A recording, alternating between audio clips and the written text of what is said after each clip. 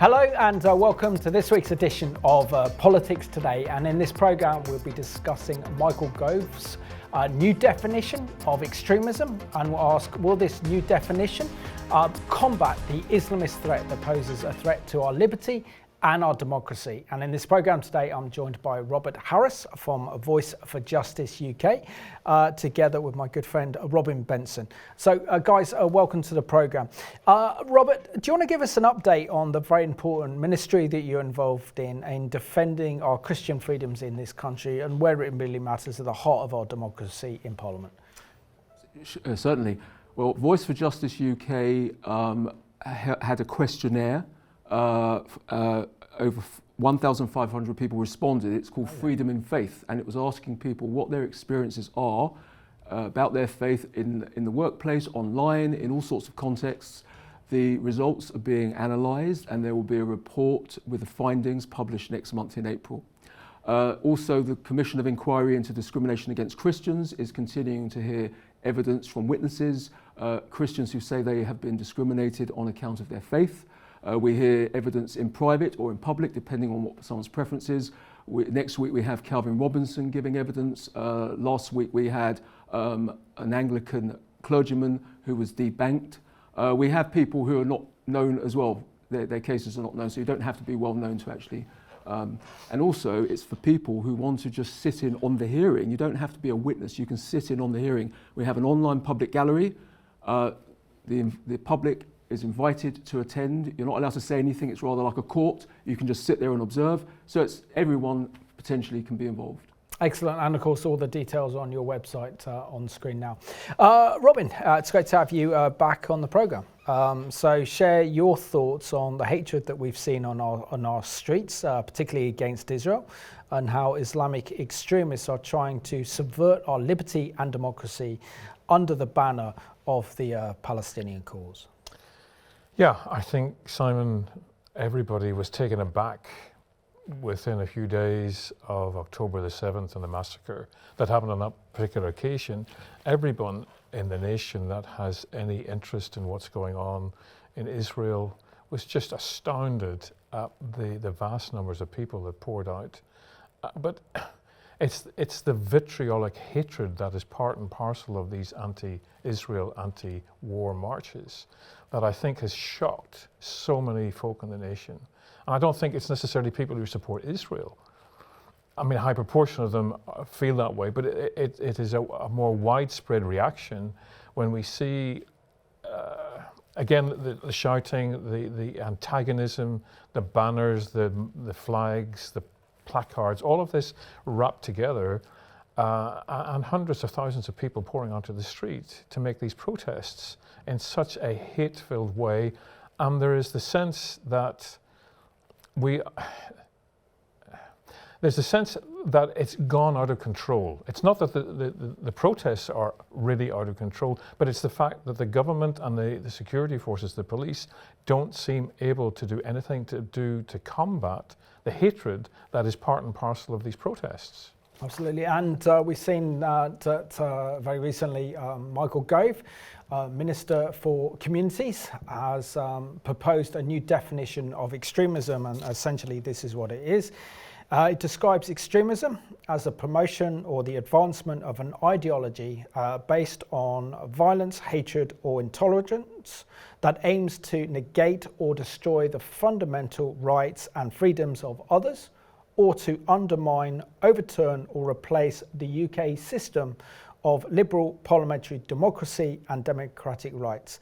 What are your thoughts on this new proposed definition of extremism proposed by our Communities Minister, Michael Gove?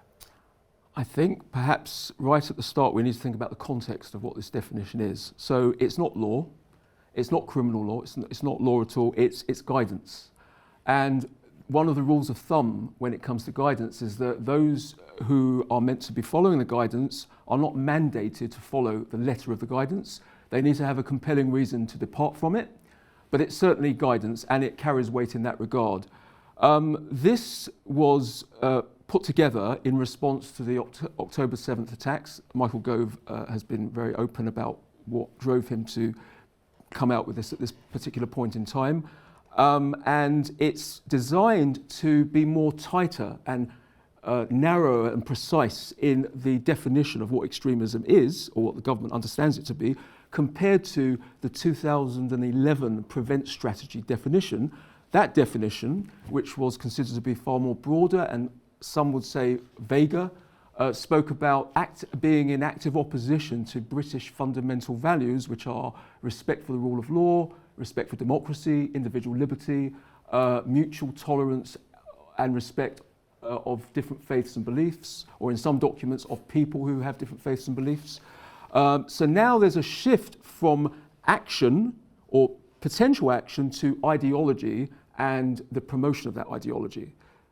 But let's just remind ourselves that this is a scheme that's specifically related to ministers deciding on funding, ministers and their civil servants deciding on funding for organisations, and also whether they will or will not meet with particular representatives from different organisations. So the remit is actually quite specific. It should be said, and this is maybe my final thought on this, is that even if a group is not on that list, if you have, say, a group who has a conservative religious view of the world, other groups who are not on that list will then potentially be blacklisted because of their associations with the ideology. So there are all sorts of problems with this new scheme, I would suggest. Yeah. Robin, according to the Daily Telegraph, our Community Secretary Michael Gove has called out the Muslim Association of Britain, CAGE, the Islamic Human Rights Group and the Muslim Engagement and Development known as MEND. Why do these need to be investigated for potentially considered harmful extremists by the government, and particularly Michael Gove? Well, first of all, we need to note, I'm sure Robert would agree, that Michael Gove did this using parliamentary privilege in the House of Commons.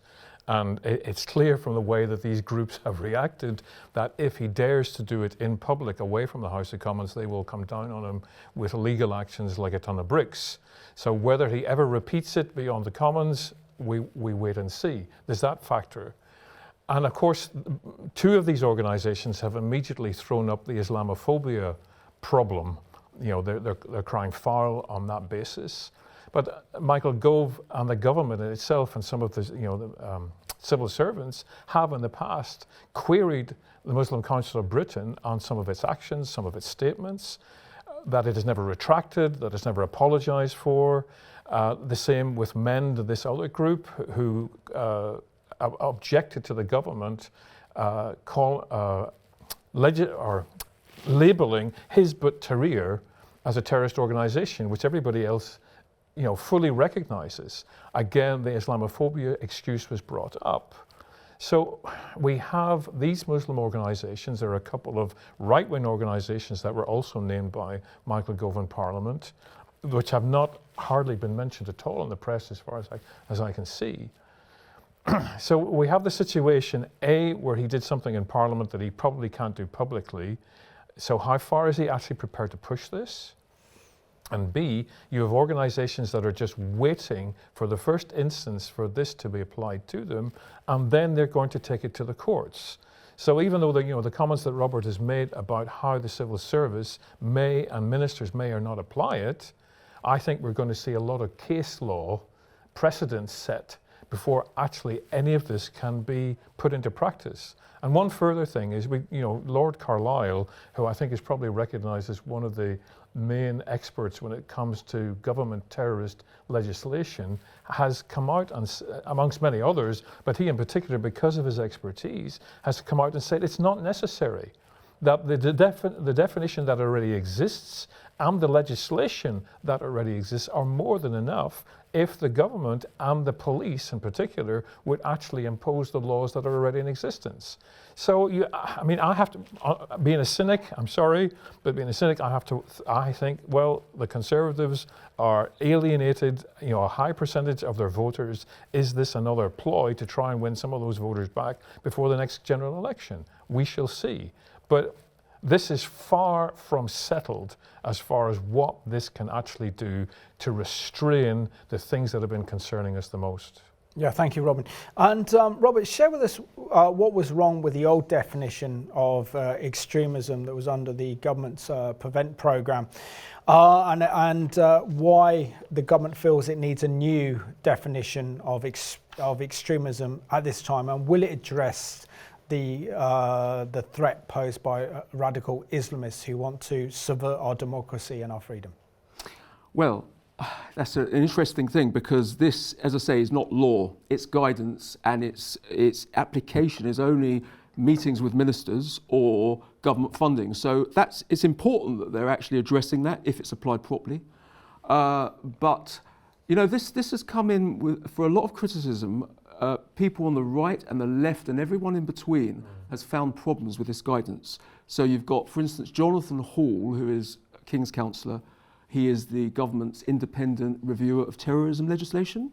He has found what he thinks is a whole range of problems with this guidance. And one thing that I'd like to pluck out from his criticism is that he thinks that this could lead to banks debanking people. You might think, well, where do banks come into this? I don't know. My speculation is that although this is only for ministerial departments, once a group is blacklisted on that list, other institutions who are not obligated to follow it, and in fact the government have said they're not obligated to follow it, suggesting that they can if they want to. So could be universities, banks, other public institutions might use this as a benchmark to decide whether they're going to do business with you. Then you've got Robert Jenrick, the former Home Office Minister. He has said he believes that this guidance doesn't go far enough in terms of the definition, but he also says, and this is an interesting thing, he says people who have contrarian views, I don't believe he gave any examples, might fall foul of this guidance. Yep. And of course that brings up all sorts of questions about Christian beliefs. No, absolutely. And yeah, Robin, do you think that the Civil Service will actually implement the government guidelines and plans to any organisation that will be defined as extremist? And as Robert rightly said, this will actually prevent meetings with ministers or government funding for these organisations. And the big question, I think, coming out of all of this, why wasn't a tough definition of extremism implemented in the aftermath of 7/7 back after the first Islamist terrorist attacks we had in London in July 2005? I think we have several factors here. We have in this country a growing Muslim population. Many of them are quite happy to live here, abide by the laws of the land. But there are minorities amongst that want to create upheaval, that want to create division, and and they're scattered around all the parliamentary constituencies. So many MPs face the possibility of not being returned to Parliament, unless they can win the Muslim vote in their local constituency. So that affects the way the government is reacting to all of these things. The civil service is influenced by government policy, but as Robert has pointed out, they don't necessarily have to follow it because this is not law, it's guidance. My understanding is that actually this is going to be heavily suggested towards local authorities as well. So you get another layer down in the system where it could or could not be imposed, and where it may or may not restrict the way that certain groups are treated even by a local authority. But I still come back to what I said in the previous sort of segment. There'll be a lot, I think, of test cases that go to court, and I don't think anybody is going to implement this for fear they run foul of organisations who are going to take governments or local governments to task in the courts over all of this. So when this will actually be implemented, I think there's a big question mark because of I mean, 2 or 3 of these organisations have already made it abundantly clear that the first instance this happens, they're going for the courts and they're going for whoever has tried to impose it. And of course, we only got months before a general election anyway, so so we don't even know if this could become legislation or whether the government's got time on its parliamentary timetable. Rob, what do you make of what Michael Gove has said regarding this new definition of extremism? He said that the new definition was needed to beat this poison of far-right and religious extremism, adding, "The time has come for us all to stand together to combat the forces of division." Well, beat this poison, those words were used also by Rishi Sunak on March the 1st outside Downing Street. The rhetoric is great. It sounds great. It sounds as though they really want to fight this evil in society. We all agree with that in principle. The question always is the application. Absolutely. And the application is going to be done by a whole range of different people. All of them have different perspectives and prisms. So that's really where the challenge is. I think one of the other principles that we need to cite, I think, in this is that there's talk of developing or strengthening social cohesion, another great phrase. Democratic resilience, another great phrase. All of these things are great, but how is this going to be applied? We don't know. We can only speculate about how the rubber hits the road, as they say, in the course of time. And of course, a future government with a different ideology could very well, take this in a totally different direction. So it's a wait and see approach, really. We really don't know very much at this point, other than, we can identify particular concerns. And Robin, Michael Gove has insisted that his crackdown on extremism was not intended to restrict freedoms of expression, religion or belief, and would not affect other potentially controversial groups, such as those with conservative religious beliefs, according to the Telegraph. Also included that bracket trans activists, environmental protest groups, or those wanting to exercise freedom of speech. But as Robert has rightly said, isn't there a great danger that this legislation, or if this guidance becomes legislation, could be used to target anyone deemed outside of the ideological viewpoint of the government of the day? So in other words, if we have a very strong progressive liberal government in number 10, they could look at these guidelines and say, we want to target, say, for example, Bible-believing Christians because our views would be deemed offensive and therefore we'd get labelled as being extremists and therefore would come under this legislation. But we live in a country where that's already happening. A lady singing in the streets, someone praying outside certain facilities are liable to be arrested, even though eventually, in almost every case, if it comes to court, is thrown out because the policing powers have been overstepped. So we are already in a situation where there are those who will interpret through their own filter what already exists. Are we in the end going to give them just more ammunition, give them more openings to do that? I think time will tell. But I go back to what Robert pointed out. This is guidance. And yet guidance, as I think most of us, the three of us would agree, people can interpret that in the own way they want and basically almost do whatever they want with it.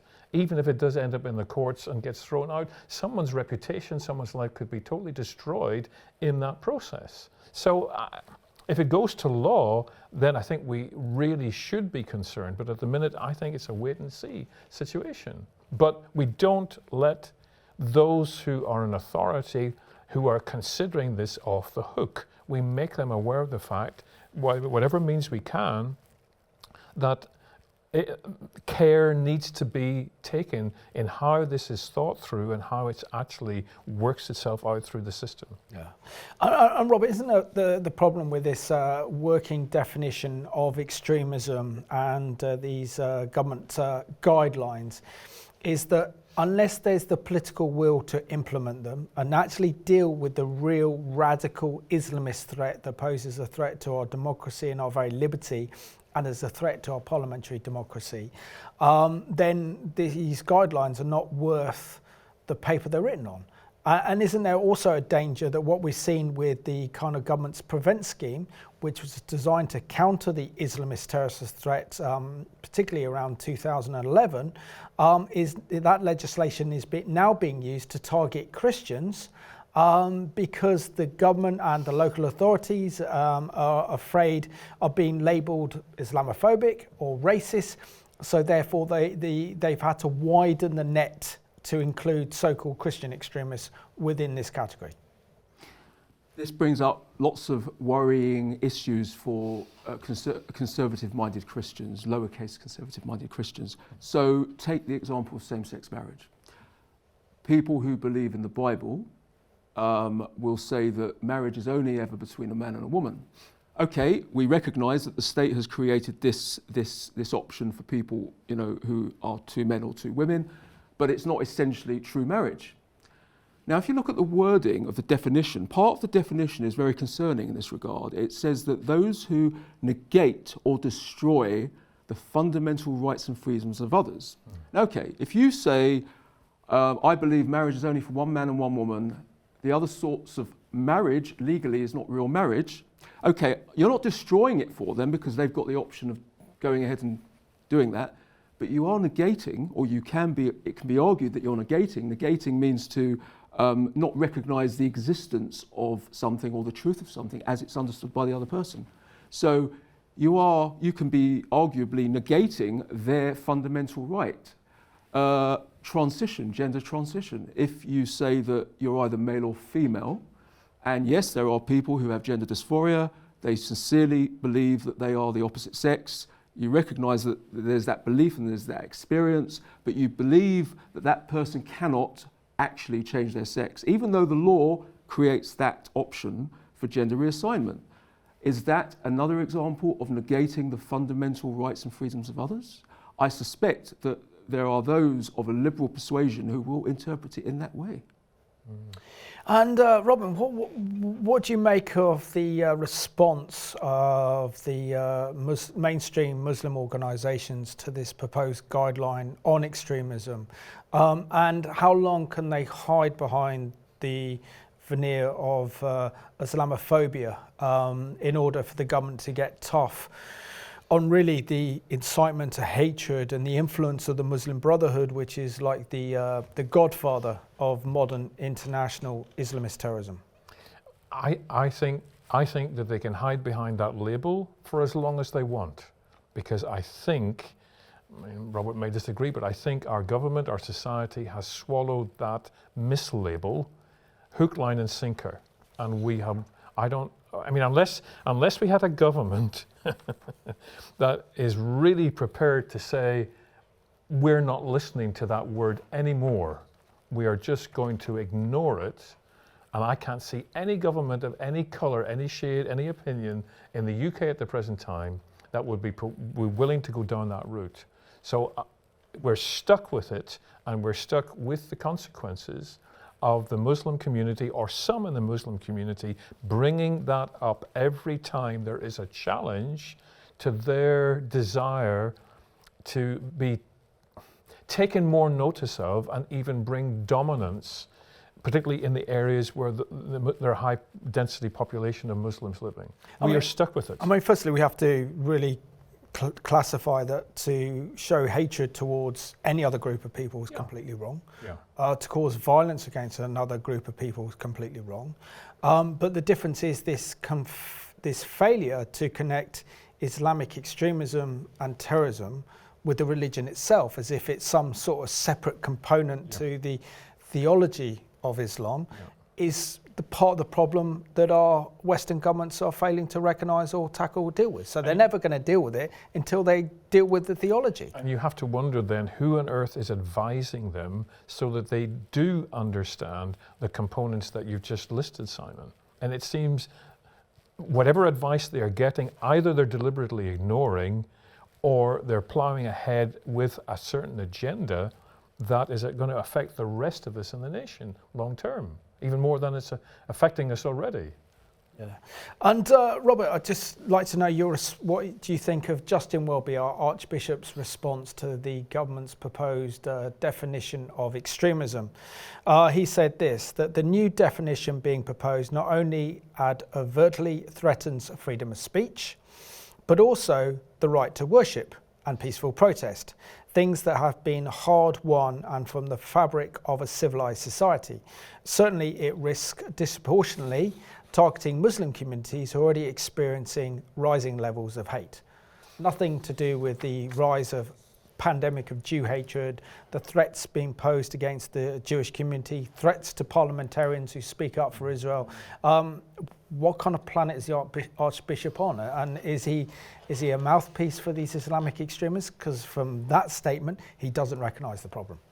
I think the statement, which is a joint statement, by the way, that Stephen Cotterill, the Archbishop of York, also put his name to that statement. I think it's deeply, deeply disappointing. And he either misunderstands what's going on in our country, or he's afraid of actually acknowledging what the wider truths are about hatred in our country. It's interesting that he highlights the effect on Muslim communities, but there's no mention whatsoever on the Christian churches. Now, I'm thinking to myself, does he omit that because he's worried that he's going to be criticised for talking about poor old Christians being, victims? Is that his worry? Surely, from the point of view of balance, at the very least, if he mentioned both, that would have been slightly better than what he actually did say. So I think this statement is really reflective of his very progressive liberal ideology, where he's trying to play the politician rather than acknowledging the uncomfortable truths, because many politicians don't want to speak the uncomfortable truths because they're afraid it's not going to get them re-elected. And Justin Welby, who isn't elected, I think is playing the politician, in my view. Robin, what should be the Christian response to the new government's definition of extremism, and how should we look through this new definition as it could impact on our Christian community in this country? I had to think long and hard about this question as I was coming up on the train this morning, Simon, before sitting in front of the cameras. And I would say that I have a hesitant, in inverted commas, welcome. But the caveat to that is, why do we need another definition when we already have a reasonable one, and we already have laws set in place in the nation that are not being used by our policing forces, our courts, to actually hamper what is going on? So Robin and Robert, thank you so much for being my guest for this week on Politics Today. I want to thank you for watching this programme at home. We know that a government has to deal with this extremist threat, and particularly the Islamist threat that poses a direct threat to our democracy, to our very freedoms, but also to our religious freedom. And any government definition of extremism has to protect religious freedom at all costs. Because if we don't, then we're in real danger of authoritarianism. So thank you for watching this week's edition of Politics Today.